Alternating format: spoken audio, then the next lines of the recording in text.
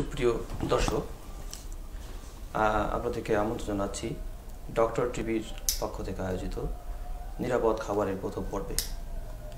আজ আমাদের আলোচনার বিষয় আমাদের খাবার কতটুকু নিরাপদ। আপনাদের সাথে আছি আমি ডক্টর নাজমুল হুসাইন নাজিব, বাংলাদেশ কৃষি বিশ্ববিদ্যালয়।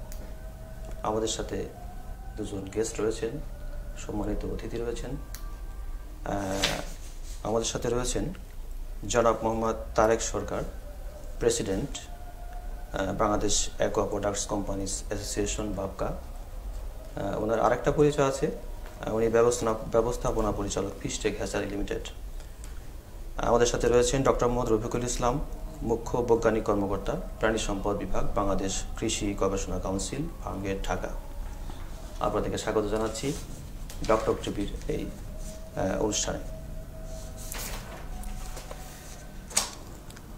মূলত আজকের অনুষ্ঠানে আমরা নিরাপদ খাদ্যের বিভিন্ন বিষয় নিয়ে আলোচনা করব। আমাদের দর্শকদের সাথে আপনাদেরকে আলোচনা করিয়ে দেব কিভাবে খাদ্য নিরাপদ বা অনিরাপদ হচ্ছে, কিভাবে আমরা নিরাপদ খাবার পেতে পারি, কিভাবে সেগুলোকে কন্ট্রোল করা যায়, পলিসিগতভাবে কোনো চেঞ্জ বা পরিবর্তন করা দরকার কিনা, এই সমস্ত বিষয়ে আমরা আলোচনা করব। প্রথম প্রশ্ন আপনাদের ডক্টর রফিকুল ইসলামের কাছে আমার প্রথম প্রশ্ন, খাদ্য নিরাপত্তা বলতে আসলে আমরা কি বুঝি? আমাদের খাদ্য যা আমরা খাচ্ছি তা কতটুকু নিরাপদ, এবং বিষয়টা আজকের আলোচনার সাথে প্রাসঙ্গিক কতটুকু বলে আপনি মনে করেন? তো ধন্যবাদ প্রফেসর নাজমুল হোসেন নাজিব। আসলে আজকে আমরা যে বিষয়টি এখানে আপনি উত্থাপন করেছেন এটা এই সময়ের জন্য খুবই একটি উপযোগী বিষয়।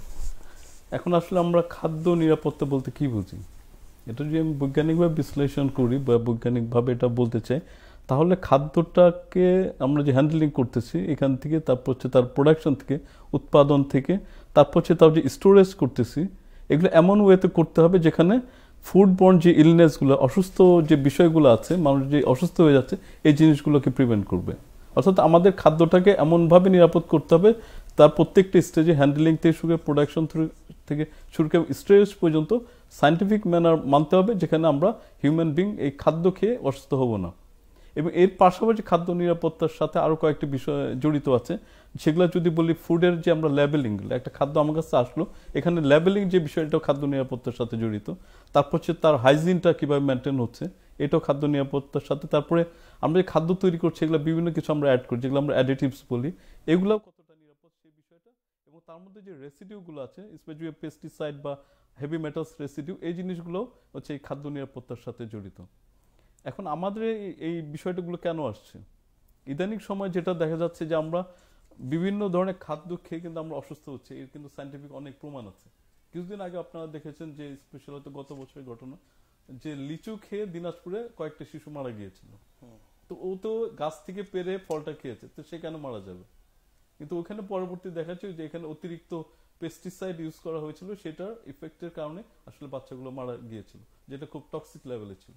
তো এই জিনিসগুলোকে প্রিভেন্ট করার যে ওয়েগুলো যদি আমরা মেনটেন করি, তাহলে আমাদের খাদ্যটাকে আমরা নিরাপদ করতে পারবো। আর আরো কিছু বিষয় আছে, আমরা তো অনেকের কাছে কথাবার্তা শুনি যে আমাদের বিভিন্ন খাদ্যে ফরমালিন মেশানো হচ্ছে, হেভি মেটালস আছে, তার মধ্যে মাংসের মধ্যে অ্যান্টিবায়োটিক্স যাচ্ছে। তো এই ধরনের যে বিষয়গুলো, এগুলো নিয়ে আসলে বর্তমান সময়ে অনেক বেশি আলোচনা হচ্ছে, যার কারণে আজকে আপনি যে বিষয়টা উত্থাপন করেছেন এটা খুবই সঙ্গতিপূর্ণ আজকে আমাদের আলোচনার জন্য। আমরা তো আরো বিষয়গুলো ডিটেলস আস্তে আস্তে যাব। ধন্যবাদ।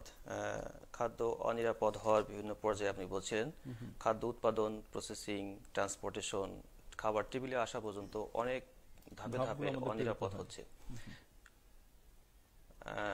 অনিরাপদ হচ্ছে। সুতরাং এই যে অনিরাপদ খাবার হয়ে যাচ্ছে, অনিরাপদ যদি খাবার হয়ে যায় বা আমরা যদি অনিরাপদ খাবার খাই, তাহলে আমাদের আসলে কি কি স্বাস্থ্য ঝুঁকি আছে বলে আপনার মনে হয়?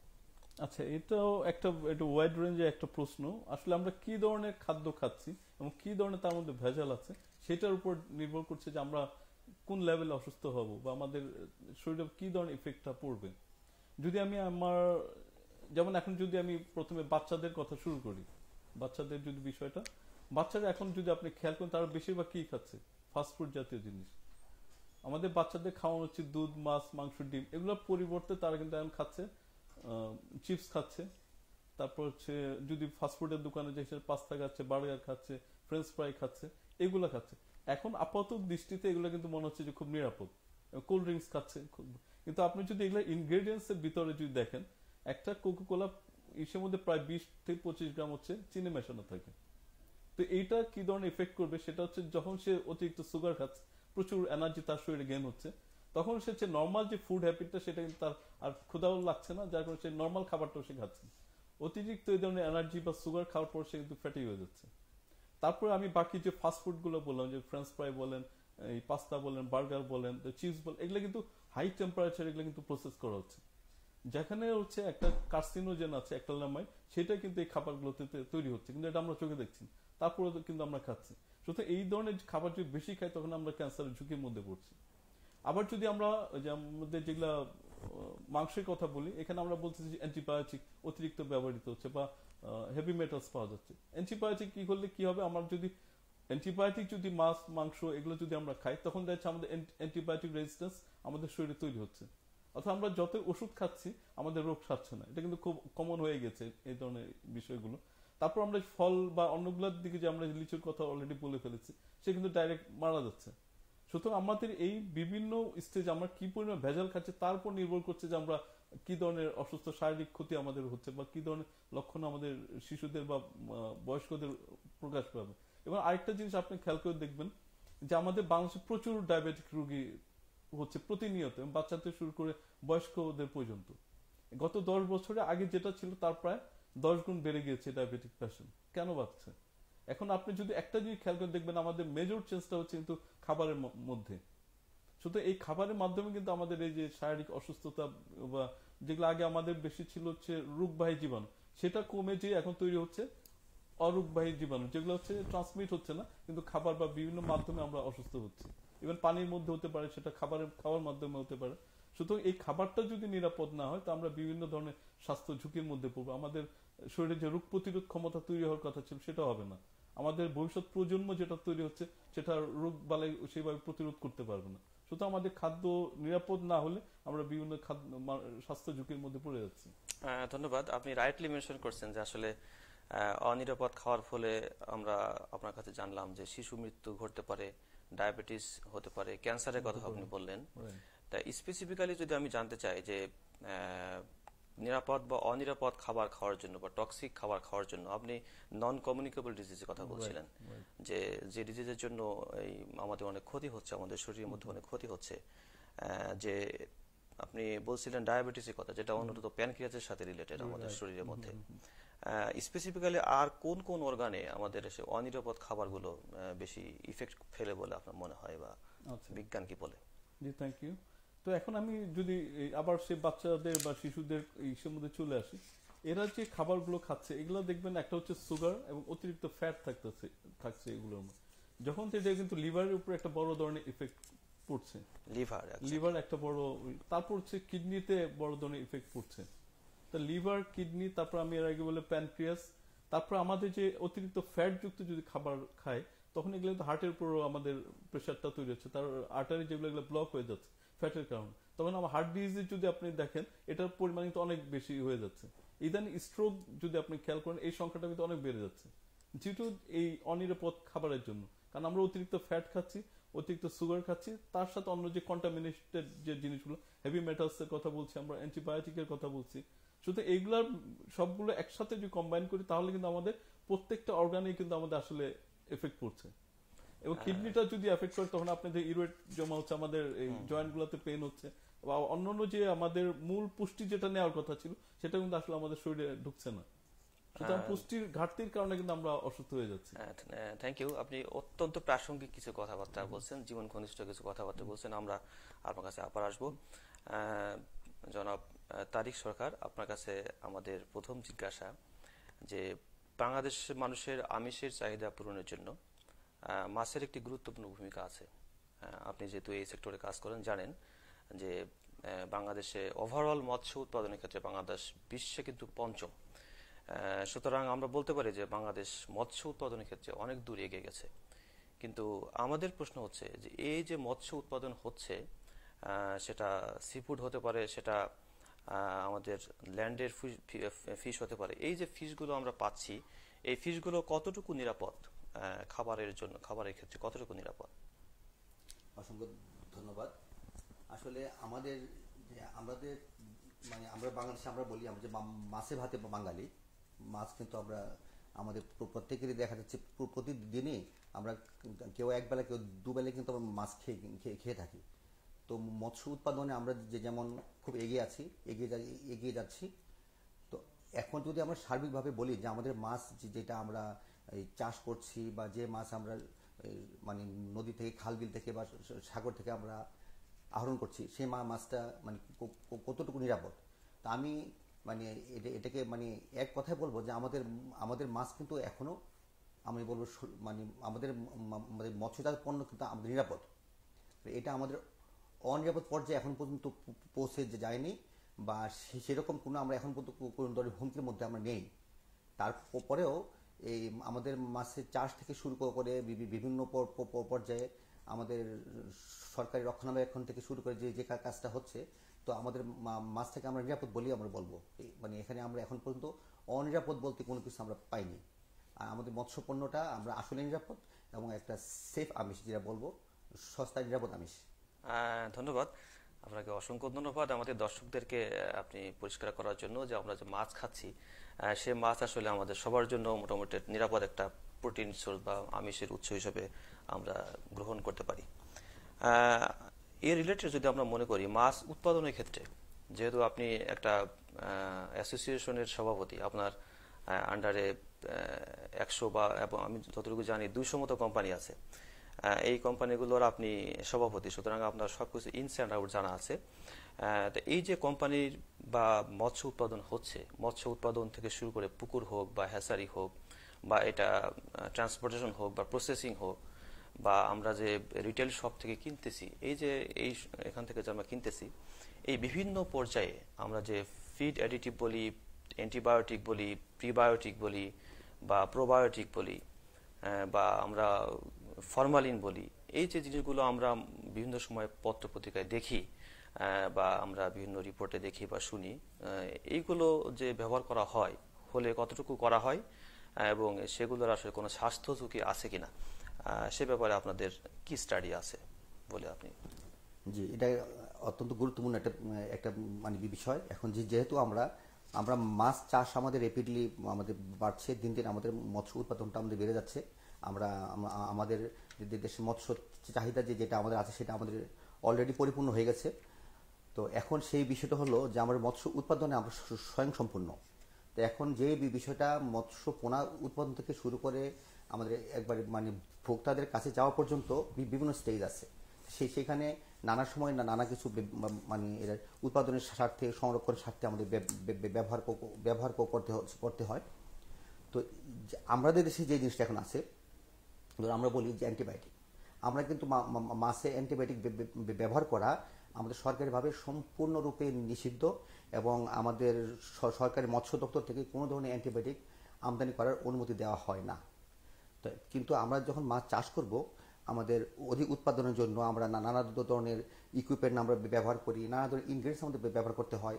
মৎস্য খাদ্যের জন্য আমরা নানা রকম খাবার উপকরণগুলো ব্যবহার করতে হয়। তার সাথে আমাদের পুষ্টিমানটাকে রক্ষা করার জন্য বা খাবারটাকে সুষম খাবার বানানোর জন্য আমাদের নানা কিছু লাগে। যেমন এখানে আপনার আছে অ্যামিনো অ্যাসিড লাগছে, ভিটামিন লাগছে, এনজাইম লাগছে, গ্রোথ প্রমোটর বলতে যেটা বুঝি, আপনার মিনারেল আমাদের লাগতেছে, প্রিবায়োটিক দিচ্ছি, প্রোবায়োটিক দিচ্ছি। এই বিষয়গুলো কিন্তু আমাদের এখন আধুনিক মাছ চাষের জন্য এটা আমাদের এড়িয়ে যাওয়ার কোনো সুযোগ নাই। এটাকে আমাদের ব্যবহার আমাদের করতেই হচ্ছে। তবে আমরা যেহেতু মাছ আমরা এক্সপোর্ট করি, সেখানে আমাদের ইউরোপিয়ান ইউনিয়ন আছে, ইউএসএফডি আছে, তাদের যে প্রোটোকল, তাদের তথ্য সেটা তাদের যে রিকোয়ারমেন্ট আমাদের মানতে হয়, সেটা মানতে যেয়ে কিন্তু আমাদের দপ্তর থেকে কিছু রকম নিষেধাজ্ঞা আছে। আমাদের সরকারি দপ্তর থেকে যেমন আমরা অ্যান্টিবায়োটিক ব্যবহার করতে পারবো না, সেটা আমরা ব্যবহার করা হচ্ছে না। তো অত্যন্ত আশার বিষয় যে আমাদের এখন মৎস্য চাষে আমরা অ্যান্টিবায়োটিকের বিকল্প আমরা অনেকটাই আমরা কাজ শুরু করছি। যেমন আমরা এখন করি ফাইটোজেনিক, যেমন আমরা এই হার্বাল এক্সট্রাক্ট থেকে যেটা বিভিন্ন ধরনের স্পেসিফিক অ্যালকালয়েড যেটা দিয়ে আমরা মাছের গ্রোথও হবে এবং তার রোগের বিরুদ্ধে কাজ করবে, এরকম আমাদের নিয়ে আসছি।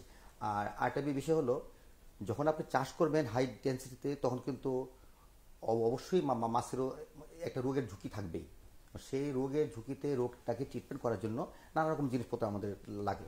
তো আমাদের এখানে একটা জিনিস আমাদের একটু সমস্যা আছে, যেটা আমরা বলি যে আমরা অ্যান্টিবায়োটিক ব্যবহার করতে পারবো না, ওকে আমরা ব্যবহার করছি না, কিন্তু যখন রোগ হবে তখন আমরা কি করবো?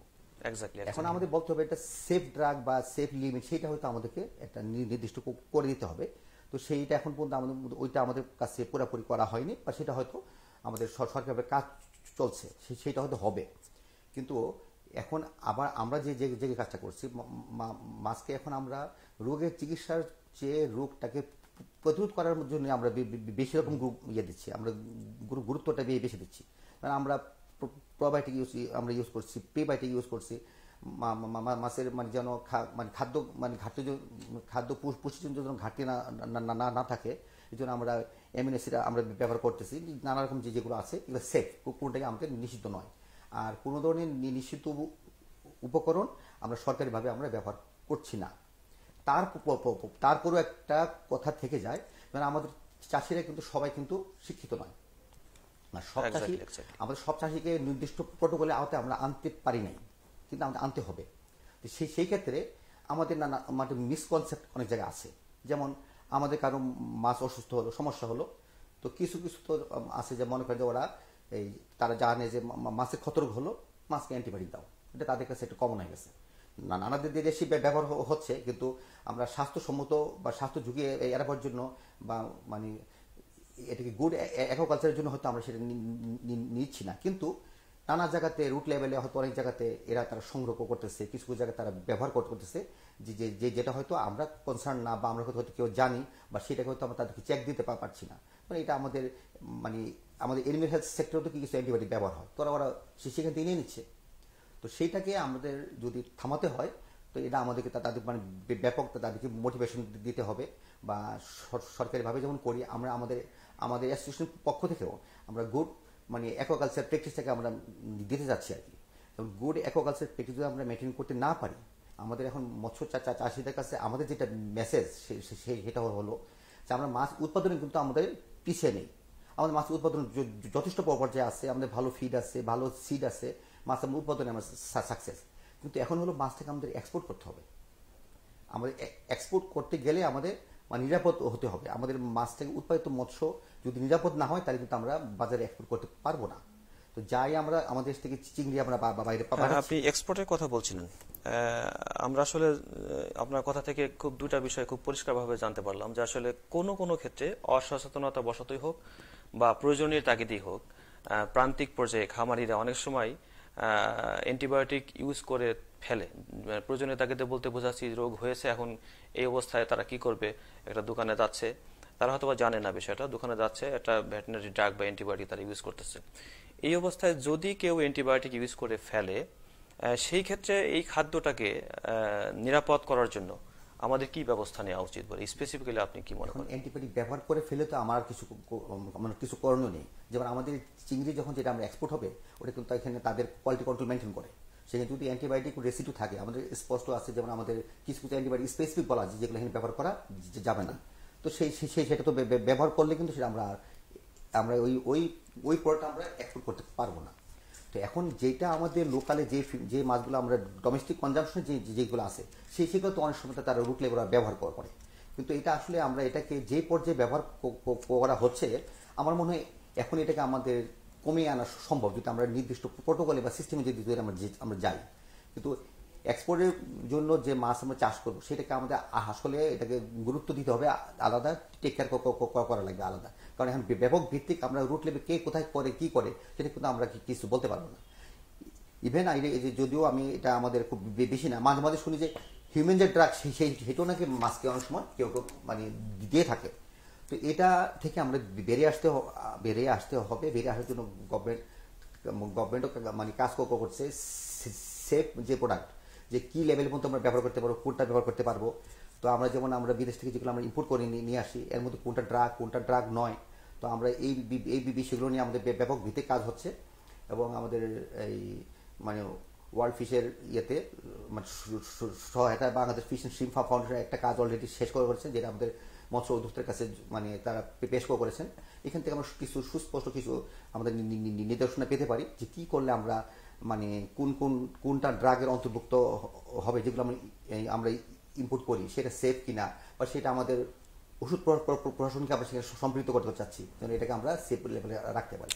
আর যেগুলো আছে আমাদের মাছের বা তার পারফরমেন্স বৃদ্ধি করার জন্য, ক্রপ বৃদ্ধি করার জন্য, উৎপাদন বাড়াবার জন্য সেগুলো আমরা ব্যবহার করতে পারি।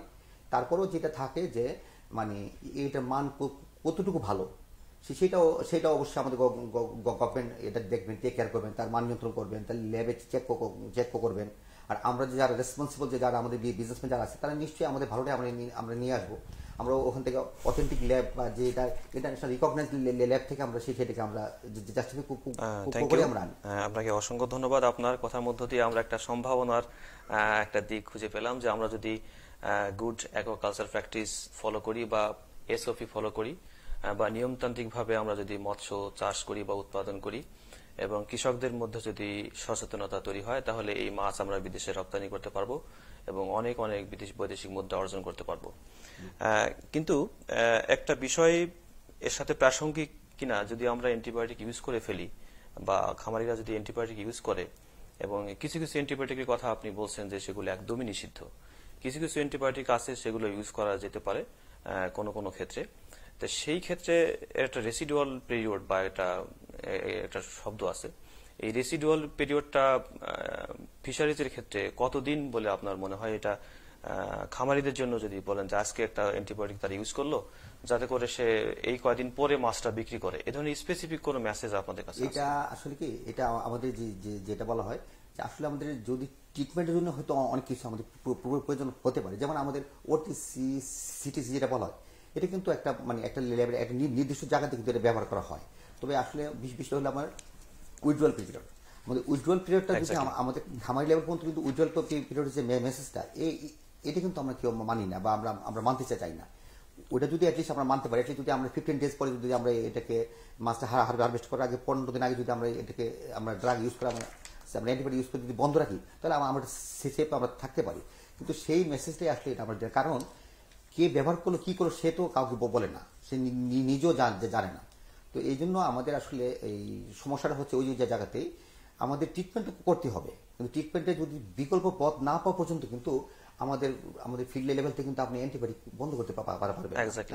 আমি না চাই হয়তো আমরা যারা সেমিট চিংড়ি খামার, যেমন আমার সেমিট চিংড়ি খামার আছে, আমার খামারের আশেপাশে কোনো অ্যান্টিবায়োটিক নেই, কারণ আমি জানি আমার মাছটাকে এক্সপোর্ট মানে যারা এক্সপোর্ট করবে তাদের কাছে দিব অথবা আমি এক্সপোর্ট করবো, তো সেই ক্ষেত্রে আমার একটা মানে দায়বদ্ধতা আছে।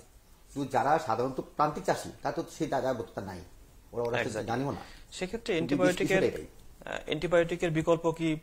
আপনি একটু আগে ফাইটোবায়োটিকের কথা বলছিলেন, আপনি অ্যালকালয়েডের কথা বলছিলেন, বা অ্যাক্টিভ ফ্যাটি অ্যাসিড যেগুলো আছে যেগুলো অ্যান্টিবায়োটিকের বিকল্প হিসাবে ইউজ করা যেতে পারে, এগুলো খামারিদের মধ্যে আরো ব্যাপকভাবে এটা যেমন দেখেন আমরা অ্যান্টিবায়োটিক বিকল্প কি, যেমন আমরা এখন আসলে যদি মাছ চাষে আমরা বায়ো সিকিউরিটি মেনটেন করি, এটা কিন্তু একটা করার বিষয়। যদি আমরা বায়ো সিকিউরিটি মেনটেন করতে পারি তাহলে আমাদের রোগ শক্তি থেকে আমরা কিছুটা বাঁচতে পারি। বা যদি আমরা মানে এই পুষ্টিজনিত রোগ হয় সেখানে আমরা মাছের পুষ্টি যদি আমরা ঠিকভাবে যদি দিতে পারি, বিভিন্ন জায়গায় যদি আমরা কাজগুলো করতে পারি, তাহলে কিন্তু আমাদের অ্যান্টিবায়োটিক ব্যাপারটা আস্তে আস্তে কমে যাবে।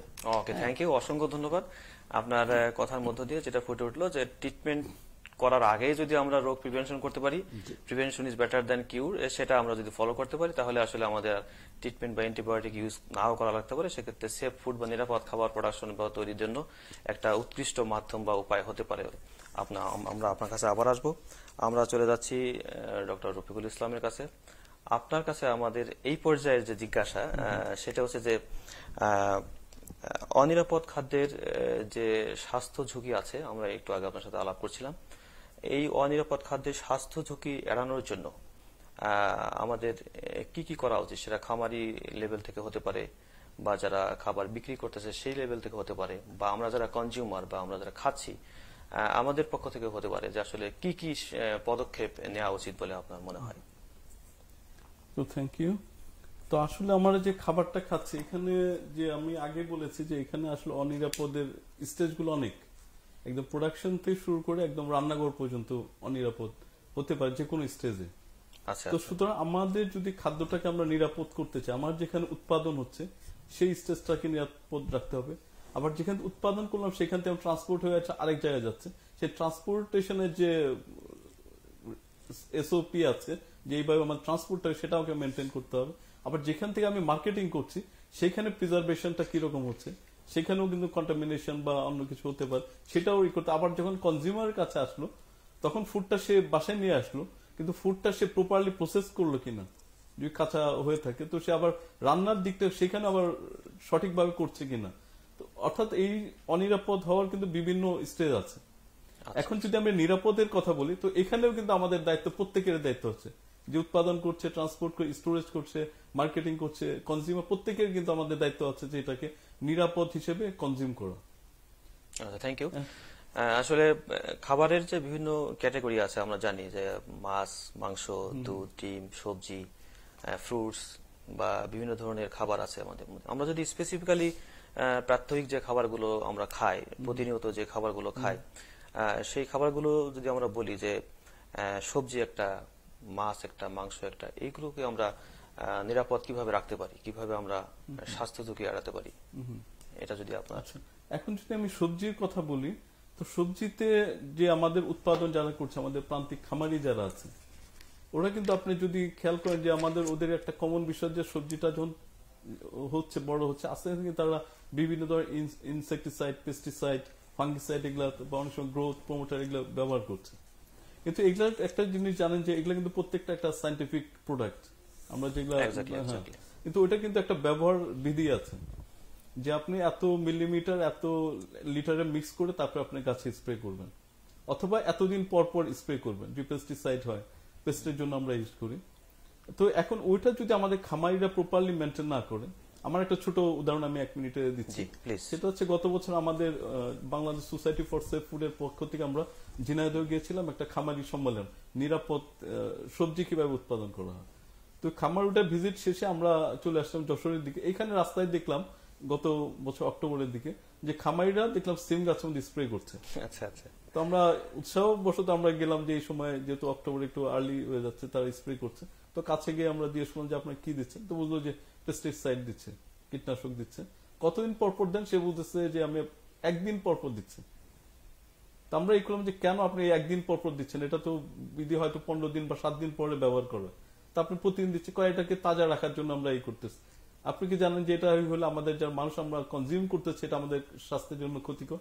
সেটা আমাদের দেখার বিষয় না, আমার বিষয় হচ্ছে জিনিসটা ভালো, পাইকার এসে নিয়ে যাবে, বাজারে ভালো দাম পাবো। তো এখানে যে আমার উৎপাদন করছে তারাও আসলে বিষয়টাতে সচেতন না যে সবজিটাই নিরাপদ হিসেবে যে কনজিউমার যারা আছে, যারা খাবে তাদেরকে নিরাপদ ভাবে। এই বিষয়টা কিন্তু এখানে পরিষ্কার যে সব জায়গায় হয়তো এই প্র্যাকটিসটা ম্যাক্সিমাম জায়গায় হচ্ছে, যেহেতু এক জায়গায় ইয়ে হচ্ছে, যে আমরা এই বিষয়টা যদি সচেতন তাদেরকে করতে পারতাম, তারা কিন্তু এইভাবে হতো না। কারণ একটা কীটনাশক পোকা কিন্তু একদিনের মধ্যে গ্রো হয়ে যায় না, সুতরাং 1 দিন পর পর ইউজ করার কোনো প্রয়োজন নেই। এবং ওইটার মধ্যে লেভেলের মধ্যে অবশ্যই বলা আছে 7 দিন পর ইউজ করেন বা এই লেভেল, কিন্তু আমার খামারি পর্যায়ে কিন্তু আসলে এটা ওইভাবে মেনটেন হচ্ছে না। হয়তো তাদের অজ্ঞতার কারণে, অথবা যারা প্রোডাক্টটা তাদের কাছে দিচ্ছে তারা ওই প্র্যাকটিসটা শিখিয়ে দিয়েছে যে এইভাবে। সুতরাং আমরা সবজিটা যখন বাজার থেকে নিয়ে আসছি, এবং আরেকটা আমি ইনফরমেশন দিয়ে, একটা পিএইচডি গবেষণা দিয়ে দেখা গিয়েছে যে একটা বেগুন গাছে তার জীবনকালের মধ্যে 90 থেকে 300 বার পর্যন্ত এই স্প্রে করা হয়। তো এই যে প্রোডাক্টগুলো এগুলো যখন বাসায় নিয়ে আসছি, স্বাভাবিকভাবে ধরে নিতে পারি এখানে আমাদের কিছু কন্টামিনেশন আছে বা পেস্টিসাইড রেসিডিউ আছে। সুতরাং এটা যখন আমি কনজিউম করবো, ডেফিনেটলি আমাকে একটা কিছু ওয়ে নিতে হবে যে কিভাবে এটা নিরাপদ। এটা ডেফিনেটলি 30 মিনিটস অ্যাটলিস্ট পানির মধ্যে ভিজিয়ে রাখতে হবে। আচ্ছা। তারপরে এটা হচ্ছে সবজির বেলা। আমি যে মাছ মাংসের কথা বলি, সেগুলো যখন বাজারে আসছে সেটা কিন্তু দীর্ঘ সময় বাজারে থেকে যাচ্ছে। একজন মাছ যে নিয়ে আসছে সেটা কিন্তু সকালবেলা নিয়ে আসছে, বিকাল পর্যন্ত সে সেল করতেছে। তা আপনারা জানেন যে এগুলো একটু পচনশীল দ্রব্য। যখন এটা পচনশীল হবে তার মধ্যে আমাদের মাইক্রোবিয়াল কন্টামিনেশন, যদি স্পেশাল ব্যাকটেরিয়ার কথা বলি, বিভিন্ন ধরনের ব্যাকটেরিয়া আক্রমণ করছে, তার কিছু অংশ ড্যামেজ করে দিচ্ছে, ইনফেকশন হচ্ছে। তো এটাও যখন বাসায় নিয়ে আসছি তখনও কিন্তু আমি একটা জীবাণুযুক্ত জিনিস আমি বাসায় নিয়ে আসলাম। তো এটা কিন্তু আমার জন্য অনিরাপদ। সুতরাং এটাকে প্রপারলি যদি আমি হিটের মাধ্যমে যদি জীবাণুটাকে নষ্ট না করতে পারি তাহলে কিন্তু আমি ইনফেক্টেড হওয়ার সম্ভাবনা থাকে। আবার যদি আমি এই মুরগির কথা বলি, একই যদি বাসায় নিয়ে আসলাম ভালো একটা মুরগি জবাই করে আমি দীর্ঘক্ষণ আমার রান্না করে রেখে দিলাম, প্রসেসটা আমি পরে করছি, সেখানেও কিন্তু এই মাইক্রো অর্গান কন্টামিনেশন সুযোগ আছে। এটাও যদি আমি প্রপারলি হ্যান্ডেলিং না করে, আমি রান্না যদি ঠিকভাবে না করে কনজিউম করি, তখন কিন্তু আমাকে এই ঝুঁকির সম্মুখীন হতে হবে। সুতরাং প্রত্যেকটা প্রোডাক্টের জন্য আবার কিছু প্রোডাক্ট আছে আমি এনে বাসায় রেখে দিব, মাংসের কথা যদি বলি, তা প্রপার টেম্পারেচার আমাকে রাখতে হবে, প্রিজার্ভ করার জন্য, প্রিজার্ভ করার ফ্রিজের জন্য। মধ্যে হয়তো আমাকে রাখার ডিপ জন্য। ফ্রিজে রাখার কথা, কিন্তু সেটা আমি নর্মাল ফ্রিজে রাখছি, ফ্রিজারে রাখছি, তো এই সময় কিন্তু কন্টামিনেশনটা হয়ে যেতে পারে। সুতরাং আমাদের যারা কনজিউম তারা কিন্তু সবচেয়ে বেশি সচেতন হতে হবে, যেমন প্রোডাক্টের কি কোয়ালিটি, আমাকে কি কি মাধ্যমে আমাকে নিরাপদ করে রান্না করতে, এই জিনিসগুলো কিন্তু আসলে কনজিউমারকে খুব ভালোভাবে মেনটেন করতে হবে, জানতে হবে, প্লাস মেনটেনও করতে হবে। ধন্যবাদ। একটা জনশ্রুতি আছে যে আসলে খাবারের সাথে অনেক সময় ফরমালিন দেয়, ফরমালিন দেয়, অনেকে বলে ফলে ফরমালিন দেওয়া আছে, Right. বা ডিমে ফরমালিন, মাছে ফরমালিন, মানে ফরমালিন ইজ এভরিওয়্যার। তো এখন এই ব্যাপারে আপনার কতটুকু পারসেপশন যে আসলে ফরমালিন কি পরিমাণ দেওয়া হয়, দেয়া আদৌ কি হয়, বা এর সাথে ক্ষতিকর কি প্রভাব? সেটা খুব একটা আসলে জনগুরুত্বপূর্ণ প্রশ্ন বলবো, কারণ এটা সবসময় আমরা শুনি যে ফরমালিন যুক্ত ফল অনেকে খাওয়া বাদ দিয়েছে। আমি দেখেছি এডুকেটেড পার্সন যারা, তারাও কিন্তু ফল খাওয়া বাদ দেয়, তারা বলতেছে যে এই ফলে ফরমালিন আছে। তো আমি এক কথায় আপনাকে এনশিওর করতে পারি, বাংলাদেশ ফলে, মাছে, সবজিতে কোথাও ফরমালিন ব্যবহার হয় না। এটা জাস্ট একটা অপপ্রচার, বড় ধরনের অপপ্রচার। এমন একসময় একটা জিনিস দেখেন, 2015 সালে এই আমাদের এই উত্তরবঙ্গ থেকে যে আমগুলো আসতো গাবতলীতে, ওখানে কিন্তু চেক পয়েন্ট ছিল, এখানে পরীক্ষা করে কিন্তু তারা ট্রাকের শত শত ট্রাক কিন্তু আম নষ্ট করে দিয়েছে। কিন্তু পরবর্তীতে আসলে ওখানে সায়েন্টিফিক্যালি এটা করা হয়নি। আমি একটু আপনার মাধ্যমে দর্শক শ্রোতা যারা আছে তাদেরকে এনশিওর করতে পাই, সেটা হচ্ছে যে আমাদের যে কোনো ধরনের ফলে যখন এটা পাকে, তখন ন্যাচারালি কিছু ফর্মালডিহাইড ওখানে তৈরি হয়। আমি ডাটা আমি আপনাকে একটু শেয়ার করি। যেমন আমাদের যদি এই যে টমেটো গুলো আছে, টমেটোর মধ্যেও 1.45 মিলিগ্রাম পার কেজি এটা ন্যাচারালি হচ্ছে ফলে উৎপাদন হচ্ছে। তারপর আমাদের সবচেয়ে ম্যাঙ্গো, যেটা ম্যাঙ্গোর কথা যদি বলি, ম্যাঙ্গোতে হচ্ছে 2.45 হচ্ছে মিলিগ্রাম পার কেজি। যখন সে পেকে যাচ্ছে তখন এটা আমাদের ন্যাচারাল তৈরি হচ্ছে। ইভেন আমাদের যে দুধ আছে, নর্মালি যে গাভীর থেকে দুধটা নিচ্ছি, সেখানে কিন্তু ফর্মালডিহাইড ন্যাচারালি আছে। সুতরাং আপনি পরীক্ষা করেন, প্রত্যেকটা দ্রব্যের মধ্যে কিন্তু আপনি এই ফর্মালডিহাইড পাবো। ইভেন হচ্ছে গাজর, যেটা জাস্ট আমি মাটির থেকে তুলছি, সেখানে কিন্তু এই ফর্মালিন হচ্ছে 1.63 মিলিগ্রাম পার কেজি। সুতরাং এটা আমি এনশিওর যে প্রত্যেকটা প্রোডাক্ট যদি আপনি চেক করেন, ডেফিনেটলি ফর্মালডিহাইড পাবেন, এবং এটা ন্যাচারালি। সুতরাং এটার কিন্তু কোনো ক্ষতিকর কিছু না। আমাদের যেটা আছে, আমি আরেকটা ডাটা একটু বলতে চাই, যে একটা ইএফএসএ যেটা তাদের গাইডলাইন অনুযায়ী প্রতি 1 কেজি খাবারের মধ্যে সারাদিনের জন্য 100 মিলিগ্রাম ফর্মালডিহাইড মানুষ খেতে পারে, তার জন্য কোনো ক্ষতিকর না, মেটাবলিজম করতে পারবে, এটা কোনো সমস্যা ছাড়া। এবং আরেকটা হচ্ছে 11 milligram per KG food per person per day, এটা আমরা কনজিউম করতে, এটা মানুষের জন্য কোনো ক্ষতিকর না। সুতরাং ফর্মালডিহাইড ন্যাচারালি আমাদের প্রোডাক্টে আছে, সুতরাং এটা নরিড হওয়ার কিছু না। আর ফর্মালডিহাইড যে মিক্স করা হয়, এটা একটা ভ্রান্ত ধারণা। কারণ আচ্ছা, আমি এটা আরেকটু সায়েন্টিফিক 1 মিনিটে ব্যাখ্যা দিচ্ছি, প্লিজ। আমাদের যে নর্মালি যে ফ্রুট এবং এগুলো আছে, 2 to 5% প্রোটিন থাকে ভেজিটেবল এবং ফ্রুট এর মধ্যে, এবং এই ফর্মালডিহাইডটা কাজ করে শুধুমাত্র অ্যানিমাল প্রোটিনের উপর। যদি আমি প্রিজার্ভ করতে চাই, আমরা এত যারা সায়েন্সের স্টুডেন্ট ছিলাম, তখন কিন্তু আমরা ল্যাবরেটরিতে দেখেছি ব্যাংকে ফর্মালিনে প্রিজার্ভ করা হচ্ছে, এবং ওই প্রিজার্ভটাও যদি করতে চাই, তাহলে তাকে মিনিমাম 12 ঘন্টা ফর্মালিনে চুবিয়ে রাখতে হবে সেলুলার লেভেলে ঢোকার জন্য। কিন্তু একটা ফল বা একটা আপেল বা আমকে কি 12 ঘন্টা ঢুকিয়ে তারপরে আমি বাজারে নিয়ে আসার মতো সময় বাই আছে আমাদের? আসলে নাই। সুতরাং আমি এটা এনশিওর করতে পারি যে বাংলাদেশে কোনো ফলে, সবজিতে, মাছে কোনো ধরনের ফর্মালিন ব্যবহৃত হয় না। যদি কেউ পেয়ে থাকে, সেটা ন্যাচারালি ডিরাইভ, প্রাকৃতিকভাবে তার মধ্যে উৎপাদন। অসংখ্য ধন্যবাদ আমাদের দর্শকদেরকে, আপনি বিষয়টা পরিষ্কার করার জন্য। আপনি যেহেতু বাংলাদেশ সোসাইটি ফর সেফ ফুডের প্রেসিডেন্ট, আপনি বলছিলেন আপনার অবশ্যই স্টাডি আছে। আমাদের কলা খাই, আমরা যে প্রতিদিন যে কলা আমরা খাই, এই কলার কিছু জনশ্রুতি আছে যে কার্বাইড দেওয়া হয়, কার্বাইড দিয়ে পাকানো হয়েছে, বা এটা স্বাস্থ্যের জন্য ক্ষতিকর। এই যে ক্যালসিয়াম বা কার্বাইড দিয়ে পাকানো হয়, এটা আসলে কতটুকু সত্য, বা আদৌ এটা কোনো ভ্যালিডিটি আছে? এখন কলার ক্ষেত্রে যেটা আসলে বাংলাদেশে যেটা পাচ্ছি আমি, কলা আর্টিফিশিয়াল এবং ন্যাচারাল পাকায় দুটার মধ্যে কিন্তু একটা পার্থক্য আছে। একটা কলা দেখলে আপনি বুঝবেন যেটা আর্টিফিশিয়ালি পাকানো নাকি এটা ন্যাচারালি পেকেছে। আচ্ছা, সেটা হচ্ছে যদি আপনি একটা কলা নেন, যদি দেখেন বোটাটা পুরো বডিটা হলুদ হয়ে আছে, কিন্তু বোটাটা একদম সবুজ, আচ্ছা, তখন এটা নিশ্চিতভাবে এটা হচ্ছে আর্টিফিশিয়ালি পাকানো। এটা কিন্তু আমরা সাইন্টিফিক্যালি আচ্ছা, প্রুফ, এবং বাংলাদেশে যেটা আপনি বলছেন ক্যালসিয়াম কার্বাইড দিয়ে পাকানো হয়, এটাও কিন্তু কিছুটা সত্যতা রয়েছে। আপনারা জানেন যে মাঝে মাঝে ভ্রাম্যমাণ আদালত বা যে র্যাব বা অন্যরা আমাদের ফলের আড়তগুলোতে গিয়ে কিন্তু কিছু প্রমাণ পেয়েছে যে কলার ঝুড়ি যেটা থাকে, স্তূপ করা থাকে, এখানে ক্যালসিয়াম কার্বাইড দেওয়া হয়, যখন এটা গ্যাসটা তৈরি হয় এটা দ্রুত তাকে পাকানোর জন্য, স্পেশালি পাকানোর জন্য, তার কালারটা ডেভেলপ করার জন্য এই আমাদের অনেক অসাধু ব্যবসায়ী কাজটা করে থাকে। কিন্তু আমি দর্শকদের যেটা বলে, আপনি কলাটা একটু দেখে কিনুন, যে পুরো বডি হলুদ সুন্দর কিন্তু সবুজ, এটা বাদ দেন, বাকিটা যেটা আছে আপনি সেটা নেন। ধন্যবাদ আপনাদেরকে। আমরাও দর্শকদেরকে অনুরোধ করব কলা কেনার সময় কলার বোটা দেখার জন্য এবং কলার বডিটা দেখার জন্য। আপনি খুব প্রাসঙ্গিকভাবে বলছিলেন যে আসলে ক্যালসিয়াম কার্বাইড ফলের মধ্যে ইথিলিন প্রোডাকশনটাকে একটু ইনক্রিজ করে, যে ইথিলিনের জন্য আসলে ফলটা পাকে। এর জন্য যদি পরিপক্ক ফলটা হয়, সেই ফল থেকে ইথিলিন প্রোডাকশনটা খুব ভালো মতো হতে পারে, এর জন্য সব জায়গাতে ভালো মতো পাকতে পারে। এবং ওয়ার্ল্ডে কিন্তু ইথিলিন গ্যাস যেটা, এটা কিন্তু আবার স্বীকৃত। এটা গ্যাস চেম্বার থাকে, সেখানে কলাগুলো রেখে সেটা কিন্তু ন্যাচারালি পেকে যায়। সুতরাং এটা এই পদ্ধতিটা যদি আমরা মেনটেন করি, বা আমাদের যদি ওরকম ইউনিট থাকে যে ইথিলিন গ্যাসের মাধ্যমে আমরা ওই করব, সেটা কিন্তু সারা ওয়ার্ল্ডে স্বীকৃত একটা পদ্ধতি। ধন্যবাদ। আসবো আপনার কাছে আবার। আমরা এই পর্যায়ে চলে যাচ্ছি তারিক সরকার আপনার কাছে। দেশের উন্নয়নের সাথে তাল মিলিয়ে আপনি জানেন যে বাংলাদেশ এখন ট্রিমেন্ডাসলি ডেভেলপ করছে, আমরা খুব আশাবাদী। দেশের উন্নয়নের সাথে আমাদের পরিবর্তন হচ্ছে খাদ্যাভ্যাসে, আমাদের বিভিন্ন ধরনের ডাইভার্সিফাইড ফুড বা বিভিন্ন ধরনের আইটেম আমাদের প্রতিদিনের খাদ্য তালিকায় যোগ হচ্ছে।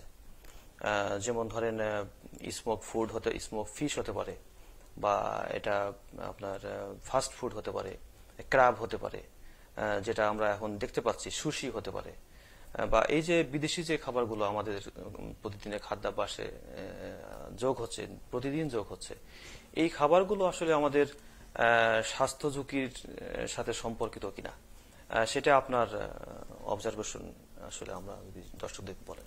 হ্যাঁ, এটা আসলে একটা মানে একটা জরুরি বিষয় এখন, কারণ আমাদের বর্তমানে এখন যারা ইয়াং ছেলেরা বা ইয়াং জেনারেশন যারা আছে, ওরা কিন্তু ফাস্ট ফুডের দিকে ঝুঁকে যাচ্ছে বেশি। এবং এখন দেখা যাচ্ছে ফাস্ট ফুডের যে কোনো আইটেম নতুন আসলেই তাদের কাছে সেটা খুব খুব মানে তাড়াতাড়ি তাদের কাছে গ্রহণযোগ্যতা পেয়ে যায়। এরা কিন্তু অ্যাকচুয়ালি তারা কিন্তু তার ফুড ভ্যালু নিয়েও ভাবে না, মানে তার একটা নতুন কিছু পাইলেও তার উপর তাদের একটা আগ্রহ সেই দিকে যাচ্ছে। তো এখন আসলে এটাকে আমরা যে মানে ফুডের বিভিন্ন ধরনের প্রেজেন্টেশন, বিভিন্ন ধরনের রেসিপি থাকতে পারে, তো এই বিষয়টা যে তারা যে নিয়ে যেখানে এটাকে প্রেজেন্ট করা হচ্ছে, আমাদেরকে খাওয়ানো হচ্ছে, সে মনে করেন যে চিকেন হতে পারে, ফিশ হতে পারে, তারা তো একটা ফাস্ট ফুডের দোকানে আমাদেরকে প্রিপেয়ার করে দেওয়া হচ্ছে। এটা কিন্তু তাদের কাছে কিন্তু আগে কিন্তু সংরক্ষিত থাকে, তাদের সংরক্ষণটা ঠিক আছে কিনা সে কিন্তু আসলে আমরা জানি না। এমনও তো বিভিন্ন সময়ে আমাদের ভ্রাম্যমাণ আদালতের ইয়েতে দেখা গেছে যে মানে চিকেন ফ্রাইড চিকেনের মাঝখানে তেলাপোকা পাওয়া গেছে। তার মানেটা কি? ওরা এটাকে স্বাস্থ্যসম্মতভাবে এটাকে প্রসেস করা হয় নাই বা সংরক্ষিত করে নাই। তো ওইভাবে যদি আমাদের র ফুডটাকে যদি ঠিকভাবে আমরা হাইজিন মেনটেন না করি, ঠিক সংরক্ষণ না করি, তাহলে এটাতে যে জিনিসই বানানো হোক না কেন, তো ওটার মতো আমাদের একটা খারাপ একটা রিস্ক থাকতেই পারে।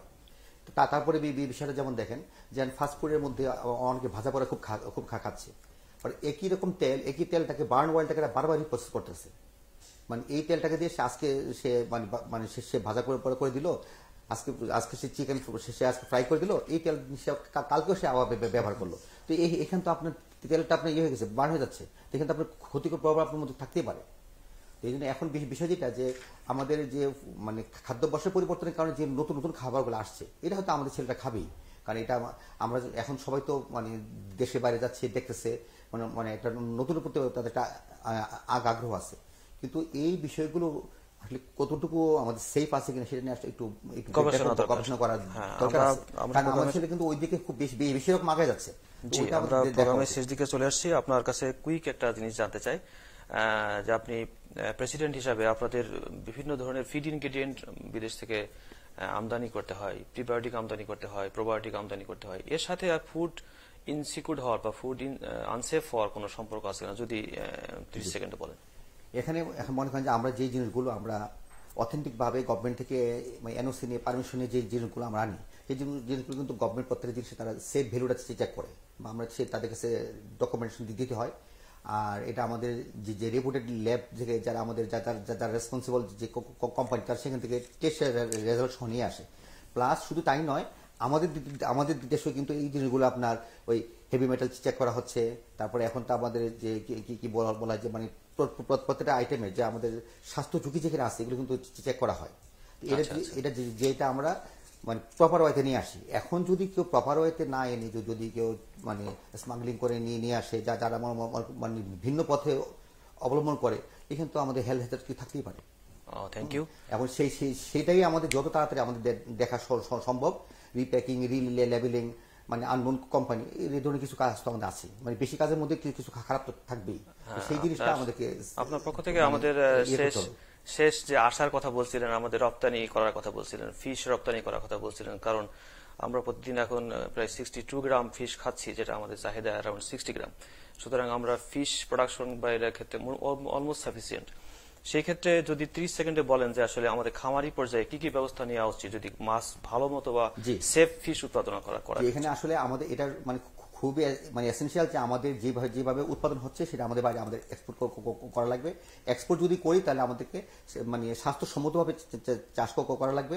আমাদের গুড অ্যাকোয়াকালচার প্র্যাকটিস সেটাকে আমাদের চাষি পর্যায়ে নিয়ে যেতে হবে, এবং সেই পর্যায়ে আমাদের মৎস্য চাষি থেকে বোধহয় একটা মানে রেজিস্ট্রেশনের আওতায় নিয়ে আসা হচ্ছে। এটা খুব শিগগিরই এটা আমাদের শুরু হবে।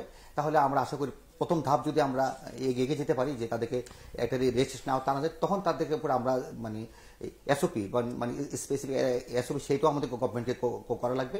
সেটার মাধ্যমে কিন্তু আমরা তাদেরকে সেফ মানে ফিশ প্রোডাক্টটা আমরা আনতে পারবো। আমরা আশাবাদী যেহেতু আমরা মাছ উৎপাদন করতে পারি, আমরা ইনশাআল্লাহ আমরা এক্সপোর্ট করতে পারবো। আপনার সাথে আমরা এবং দর্শক সবাই মিলিয়ে আশাবাদী যাতে করে আমরা বাংলাদেশ থেকে অতি সত্বর ফিশ বিদেশে রপ্তানি করতে পারি। ডক্টর রফিকুল ইসলাম, আপনার কাছে আমার শেষ প্রশ্ন।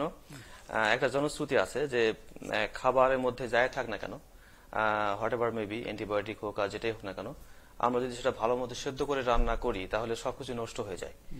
এরকম একটা পারসেপশন কিন্তু আমাদের দেশের জনগণের মধ্যে আছে। তা আসলে এই পারসেপশনটা কতটুকু সত্য, এটা যদি আপনি দর্শকদেরকে ক্লিয়ার করে দেন।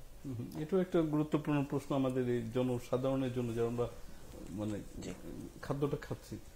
এখন আপনি যেটা বললেন যে রান্না করলেই খাদ্যটা নিরাপদ হয়ে যাচ্ছে, আসলে এখন বিষয়টা হচ্ছে দেখতে হবে আমাদের এখানে যে কন্টামিনেশন গুলো আছে, যে এই বা ভেজাল গুলো আছে, কি কি ধরনের আছে।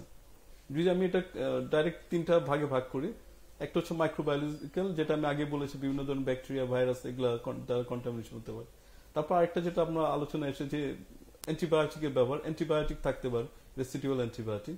তারপর হচ্ছে যে আমরা এখন বলছি যে হেভি মেটালস, যেটা লেড, আর্সেনিক, এনভায়রনমেন্ট থেকে আসতে পারে। তো এখন যদি এই জিনিসগুলো আর আমরা কনসিডারেশন নেই, তাহলে যদি আমাদের মাইক্রোবায়োলজিক্যাল যে বিষয়টা আছে, সেটা ক্ষেত্রে আমরা যে 100 ডিগ্রি টেম্পারেচার বাংলাদেশে যে প্র্যাকটিস, সেখানে তো মাইক্রোবস যেগুলো থাকে, জীবাণু, এগুলো কিন্তু মারা যায়। শুধু এই লেভেলটাতে কিন্তু রান্না করলে আমরা নিরাপদ হয়ে যাচ্ছি খাবারটা। কিন্তু বাকি দুইটা যেটা আছে, অ্যান্টিবায়োটিক এবং হেভি মেটালস, এটা জানেন যে আসলে টেম্পারেচার এগুলো নষ্ট হয় না। অ্যান্টিবায়োটিক কয়েকটা কিছুটা অ্যান্টিবায়োটিক আছে হিট সেন্সিটিভ, সেগুলো তো নষ্ট হয়ে যায় কিছু লেভেলে, কিন্তু এই যে হেভি মেটালস গুলো কিন্তু রান্নাতে নষ্ট হচ্ছে না। সুতরাং আমাদেরকে এই বিষয়গুলোতে একটু সতর্ক থাকতে হবে, যে অ্যান্টিবায়োটিক এবং হেভি মেটালস এর বিষয়টা। কিন্তু আমাদের মাইক্রোবিয়াল যেটা, এটা চলে যাবে। এর মাইক্রোবিয়াল আরেকটা বিষয় আছে, যেটা জানেন যে আপনার যে গ্রাম নেগেটিভ ব্যাকটেরিয়া, এটা কিন্তু হচ্ছে অ্যান্টোটক্সিন তৈরি করে, বিভিন্ন টক্সিন তৈরি করে। এই টক্সিনটা যদি তৈরি করে ফেলে আমার মাছে বা খাবারের মধ্যে, তাহলেও কিন্তু এটা মানে জাল দিয়ে বা ফুটিয়ে যে রান্নার টেম্পারেচার, এটা কিন্তু নষ্ট হবে না। তো ওখানে একটা রিস্ক থেকে যাচ্ছে। তো আমাকে আসলে রান্না করে আগে আমাকে বিষয়টা নিশ্চিত করতে হবে যে আমার রান্নাঘরে যেটা ঢুকছে এটা নিরাপদ। অসংখ্য ধন্যবাদ আমাদের দর্শকদেরকে বিষয়টা পরিষ্কার করার জন্য, যে আসলে রান্না করলে যে সবকিছু নিরাপদ হয়ে যাবে বিষয়টা এরকম নয়, কিছু কিছু বিষয় থেকেই যাচ্ছে, রান্না করার পরও থেকে যাচ্ছে। সুতরাং আমাদেরকে অবশ্যই নজর দিতে হবে খাবার ঠিকমতো প্রক্রিয়াজাত করা হয়েছে কিনা, উৎপাদন ঠিকমতো হয়েছে কিনা, আমাদের সব ক্ষেত্রে সচেতনতা জরুরি। সেটা আপনি বলছিলেন, সিমের উৎপাদন করার ক্ষেত্রে বলছিলেন, কলা উৎপাদনের ক্ষেত্রে বলছিলেন, টমেটোর ক্ষেত্রে বলছিলেন, আপনি পোলট্রির কথা বলছিলেন, আপনি দুধের কথা বলছিলেন, আপনি ফিশের কথা বলছিলেন। সুতরাং সব ক্ষেত্রেই আমরা যেটা দেখলাম যে আসলে ব্যাপক জনসচেতনতা অত্যন্ত জরুরি। পাশাপাশি আমাদের এটা জরুরি যে গুড এগ্রিকালচার প্র্যাকটিস বা গুড অ্যাকোয়াকালচার প্র্যাকটিস যেটা আছে সেটা আমাদেরকে ফলো করা খুবই জরুরি। পাশাপাশি সরকারের পক্ষ থেকে যেটা করণীয়, যেটা নীতি নির্ধারণ করে যেটা করণীয়, যুগোপযোগী আইন প্রণয়ন করা এবং সেই আইন প্রণয়নের মাধ্যমে জনগণকে সাপোর্ট দেওয়া এবং জনগণের যাতে আইনের সেবাটা পায়, সেই সেবাটা নিশ্চিত করা গেলেই আমাদের মনে হয় যে আসলে বাংলাদেশে নিরাপদ খাদ্য সকলের জন্য একটা নিশ্চিত করা সম্ভব হবে। আপনাদেরকে অসংখ্য ধন্যবাদ। আমাদের এই করোনার মধ্যেও আপনারা কষ্ট করে আমাদের স্টুডিওতে আসছেন, এই জন্য আপনাদেরকে অসংখ্য ধন্যবাদ। ভবিষ্যতে হয়তোবা আরো কোনো একদিন আপনাদের সাথে দেখা হবে। প্রিয় দর্শক, আপনাদেরকে অসংখ্য ধন্যবাদ আমাদের সাথে যুক্ত থাকার জন্য। আমরা প্রতি শনিবার আপনাদের সাথে নিরাপদ খাদ্য বিষয়ক বিভিন্ন বিষয় নিয়ে আপনাদের সামনে হাজির হব। আপনারা আমাদের ডক্টর টিভির যে কমেন্ট আছে সেখানে আপনারা আপনাদের কমেন্ট দিবেন এবং পরবর্তী প্রোগ্রামে আপনারা কোন বিষয়ে আলোচনা শুনতে চান সেই বিষয়ে আপনারা মতামত দিবেন এবং আপনাদের মতামতের উপর ভিত্তি করে আমরা চেষ্টা করব আপনাদের চাহিদা অনুযায়ী আমাদের পরবর্তী প্রোগ্রামগুলো সেট করার জন্য। আপনাদেরকে অসংখ্য ধন্যবাদ জানাচ্ছি এবং ভবিষ্যতের প্রোগ্রামগুলোতে অংশগ্রহণ করার জন্য আপনাদেরকে আবারও আহ্বান জানিয়ে শেষ করছি। আল্লাহ হাফেজ।